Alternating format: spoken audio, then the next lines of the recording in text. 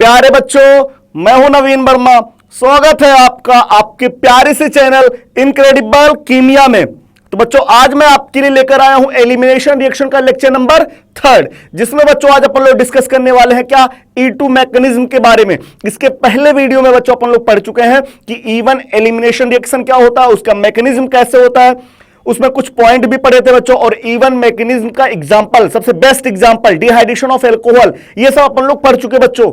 ठीक है, हाँ। तो बच्चों, इस वीडियो के अंदर अपन लोग पढ़ने वाले हैं E2 मैकेनिज्म के बारे में कि कैसे होता है, या छोटी छोटी पॉइंट E2 मैकेनिज्म के बारे में। सही है, हाँ।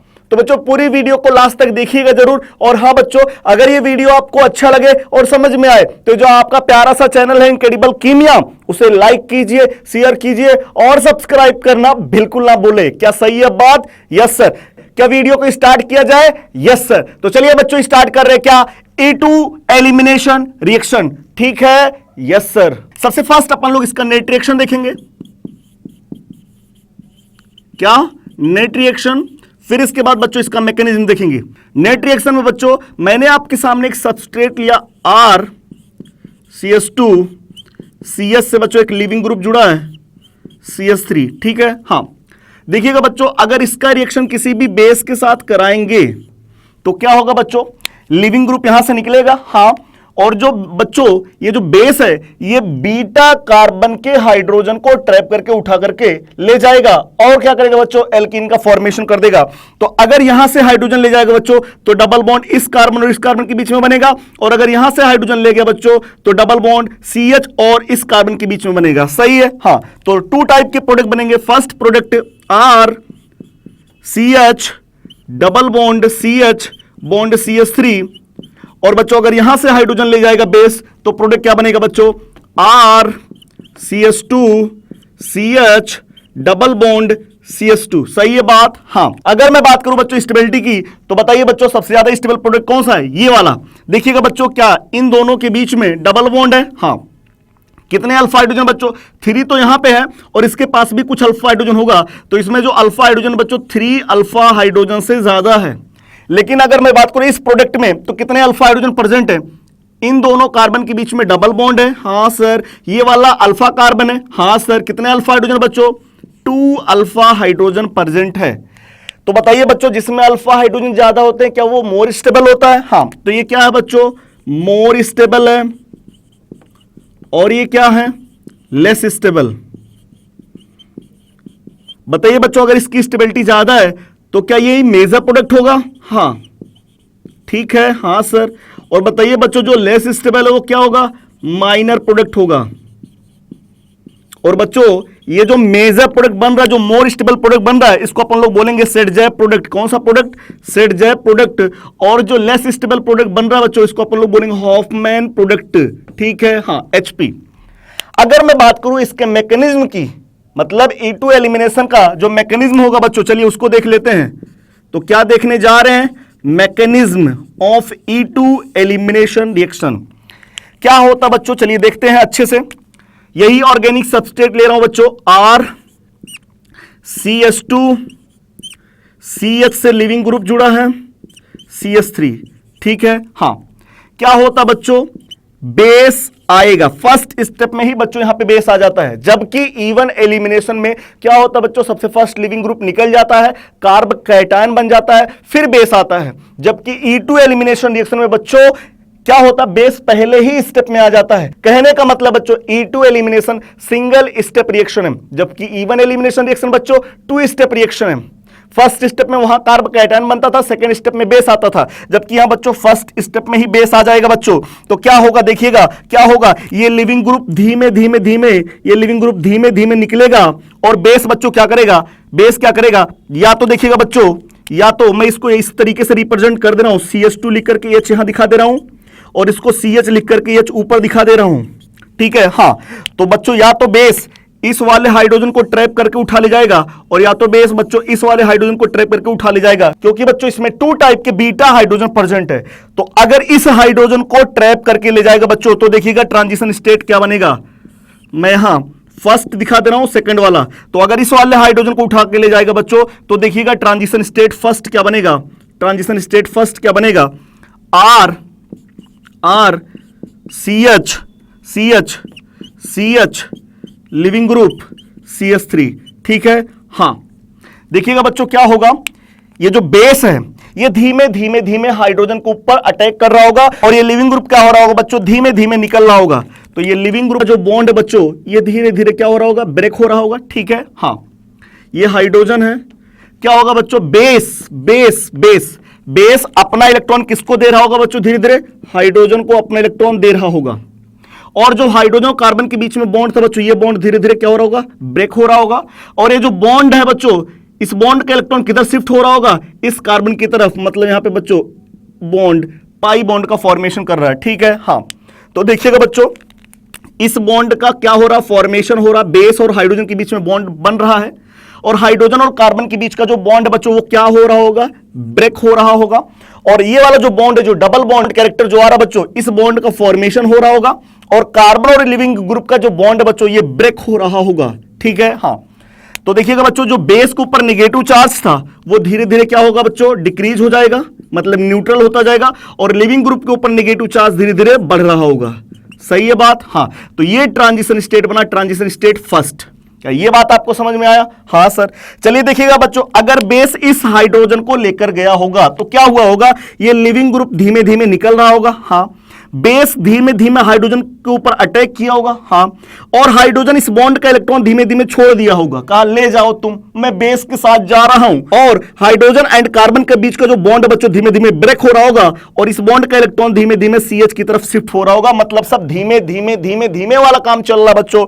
तो अगला ट्रांजिशन स्टेट क्या बनेगा, ट्रांजिशन स्टेट सेकंड वाला क्या बना होगा कि अगर बेस यहां पे अटैक किया होगा, कहां पे, बेस इस वाले हाइड्रोजन पे अटैक करेगा बच्चों, तो ट्रांजिशन स्टेट सेकंड बनेगा। क्या बनेगा देखिएगा, RCH2, यहां को छोड़ दीजिए, अब की इसकी बारी है, RCH2 CH, ठीक। हां लिविंग ग्रुप, क्या सही है बात? हां फिर इसके बाद क्या आ जाएगा बच्चों, CH2, सही है। हां क्या आ जाएगा बच्चों, हाइड्रोजन, है ना। हां और क्या, बेस।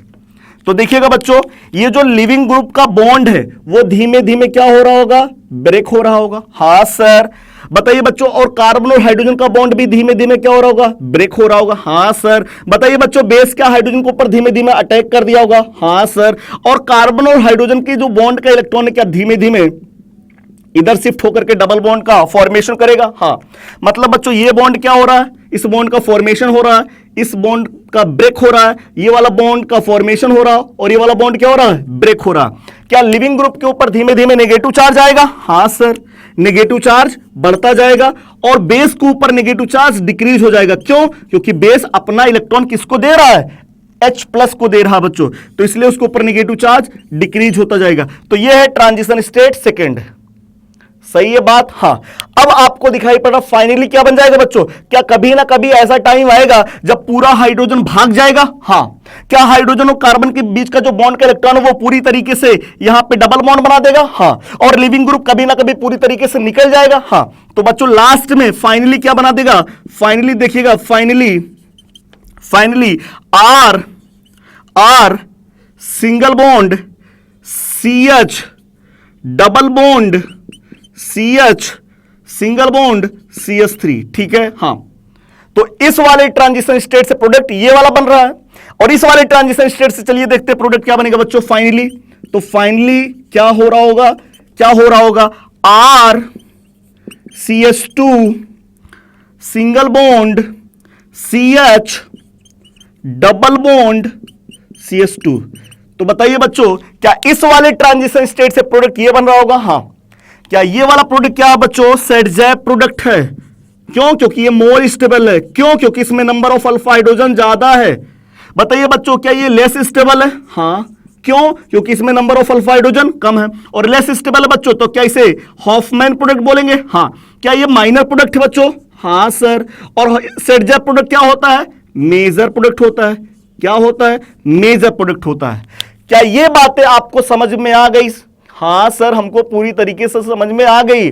सर E1 मैकेनिज्म में क्या होता था, वहां पे लिविंग ग्रुप निकल जाता था, कार्बन कैटायन बनाते थे, फिर बेस को अटैक कराते थे। लेकिन सर E2 मैकेनिज्म में क्या होता है, लिविंग ग्रुप धीमे धीमे निकलता है और बेस बीटा हाइड्रोजन को ऊपर धीमे धीमे अटैक करता है और बीटा हाइड्रोजन को धीमे धीमे उठा ले जाता है, और जो कार्बन और हाइड्रोजन के बीच का जो बॉन्ड है बच्चों, वो धीमे धीमे शिफ्ट होकर के एल्कीन प्रोडक्ट का फॉर्मेशन कर देता है। क्या सही है बात? Yes sir. तो बताइए बच्चों, मैं बात करूं, क्या रिएक्शन का जो रेट है वो बेस की कंसंट्रेशन पे डिपेंड करेगा E2 मैकेनिज्म में? Yes sir. क्यों? क्योंकि फर्स्ट वाले स्टेप में बेस आ चुका है बच्चों। अगर बेस आने में देर करेगा या वीक बेस है तो बच्चों रिएक्शन बहुत ही लेट होगा। इंतजार कर रहा है ऑर्गेनिक सबस्ट्रेट, जबकि इवन एलिमिनेशन में ऑर्गेनिक सबस्ट्रेट इंतजार नहीं करता है। यहां पे बेस का इंतजार किया जाएगा, मतलब रिएक्शन का रेट बेस की कंसंट्रेशन पे और बेस की स्ट्रेंथ पे डिपेंड करेगा। सही है? हां। तो चलिए बच्चों, इसका रेट इक्वेशन लिख लेते हैं। क्या? रेट इक्वेशन लिख लेते हैं। रेट इक्वेशन लिख लेते हैं। क्या सही है बात? हां। तो रेट इक्वेशन में क्या होगा बच्चों? Rate equal to rate constant organic substrate. Organic substrate क्या बच्चों? R CH2 CH2 leaving group CH3। इस पे तो डिपेंड करेगा ही करेगा रेट, और किस पे डिपेंड करेगा बच्चों? बेस की कंसंट्रेशन पे भी डिपेंड करेगा। सही है बात? हां। कहने का मतलब बच्चों आपको दिखाई पड़ रहा होगा बच्चों, ये बाई मॉलिक्यूलर रिएक्शन है, और वैसे भी E2 कहने का मतलब ही है बाई मॉलिक्यूलर रिएक्शन बच्चों। इसमें 2 टाइप के मॉलिक्यूल हैं, एक तो ऑर्गेनिक सबस्ट्रेट और एक बेस। तो बच्चों इसकी मॉलिक्यूलरिटी क्या होगी? मॉलिक्यूलरिटी क्या होगी? मॉलिक्यूलरिटी होगी बच्चों 2। और ऑर्डर बताइए बच्चों, ऑर्डर बताइए। क्या रेट इक्वेशन में रिएक्टेंट के कंसंट्रेशन के ऊपर जो पावर होती है वही ऑर्डर होता है? हां। तो ये रिएक्टेंट कंसंट्रेशन है, इसके ऊपर पावर 1, और यहां पे भी कंसंट्रेशन इसके ऊपर पावर 1। तो ऑर्डर कौन होगा बच्चों? सेकेंड ऑर्डर रिएक्शन है। तो E2 रिएक्शन क्या है? सेकेंड ऑर्डर रिएक्शन बच्चों। अब बच्चों हम लोग चलिए देख लेते हैं E2 एलिमिनेशन रिएक्शन पे कुछ छोटे छोटे पॉइंट। क्या सही है बात? Yes sir. चलिए देखिएगा बच्चों, E2 एलिमिनेशन रिएक्शन पर बेस्ड कुछ छोटे छोटे पॉइंट। ठीक है बच्चों? हां। इन पॉइंट को अपन लोग समझ करके अपने कॉन्सेप्ट को और अच्छे से क्लियर कर लेते हैं। सही है बात? हां। बच्चों देखिएगा, फर्स्ट पॉइंट में है कि जो E2 एलिमिनेशन रिएक्शन होता है वो क्या होता है? 1 स्टेप रिएक्शन होता है, जबकि E1 एलिमिनेशन रिएक्शन क्या होता है बच्चों? 2 स्टेप रिएक्शन होता है। क्या सही है बात? हां। चाहे E1 एलिमिनेशन रिएक्शन हो चाहे E2 एलिमिनेशन रिएक्शन हो बच्चों, दोनों के दोनों एंटी एलिमिनेशन रिएक्शन के एग्जांपल है। सर हां सर, ये एंटी एलिमिनेशन रिएक्शन क्या होता है सर? देखिएगा बच्चों, एंटी एलिमिनेशन रिएक्शन में क्या होता है? जो लिविंग ग्रुप होता है और जो हाइड्रोजन होता है, बीटा कार्बन का जो हाइड्रोजन होता है बच्चों और जो लिविंग ग्रुप होता है, दोनों एक दूसरे के अपोजिट डायरेक्शन में होते हैं। कहने का मतलब अगर लिविंग ग्रुप बच्चों वेज पे जुड़ा है तो बेस डैश वाले हाइड्रोजन को ले जाएगा, तो ये होता है एंटी एलिमिनेशन रिएक्शन। ठीक है? हां। अगला पॉइंट है बच्चों कि E2 एलिमिनेशन रिएक्शन में कार्ब कैटायन रीअरेंजमेंट नहीं होता है। क्यों? क्योंकि इसमें इंटरमीडिएट कार्ब कैटायन बनता ही नहीं है। तब क्या बनता है? ट्रांजिशन स्टेट बनता है। तो क्या है बच्चों? No carbocation rearrangement because in E2 elimination reaction transition state are formed as a intermediate. क्या सही है बात? Yes sir. अगला पॉइंट बच्चों, अगर आपको ज्यादा से ज्यादा प्रोडक्ट का फॉर्मेशन कराना है तो टेंपरेचर हाई रखना पड़ेगा। कहने का मतलब high temperature is required to get product with good yield. सही है बात? हां।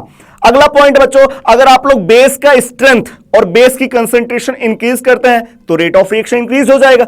सर ऐसा क्यों होता है? आपको पता है बच्चों, E2 एलिमिनेशन रिएक्शन में जो बेस होता है वो फर्स्ट स्टेप में अटैक करता है। कहने का मतलब बच्चों, जो रिएक्शन का रेट है वो बेस की स्ट्रेंथ पे और बेस की कंसंट्रेशन पे डिपेंड करता है। तो अगर आप लोग कंसंट्रेशन ज्यादा लेंगे बेस का, या बेस बहुत अच्छा वाला बेस लेंगे, तो बच्चों वहां पे E2 एलिमिनेशन रिएक्शन होगा और रेट इंक्रीज हो जाएगा। क्या सही है बात? Yes sir. अगला पॉइंट बच्चों, with increase polarity of solvent. अगर हम लोग सॉल्वेंट की पोलैरिटी इंक्रीज कर देते हैं बच्चों तो rate of reaction get decreases. तो E2 एलिमिनेशन रिएक्शन का जो रेट होता है बच्चों वो डिक्रीज हो जाता है। बच्चा पूछा सर ऐसा क्यों होता है? तो आपको पता है बच्चों कि जो बेस होते हैं वो क्या होते हैं? नेगेटिव चार्ज होते हैं। सही है? हां। और अगर आप लोग प्रोटिक सॉल्वेंट ले लेते हैं, पोलर प्रोटिक सॉल्वेंट ले लेते हैं, तो पोलर प्रोटिक सॉल्वेंट क्या करेगा बच्चों? बेस को न्यूट्रलाइज कर देगा।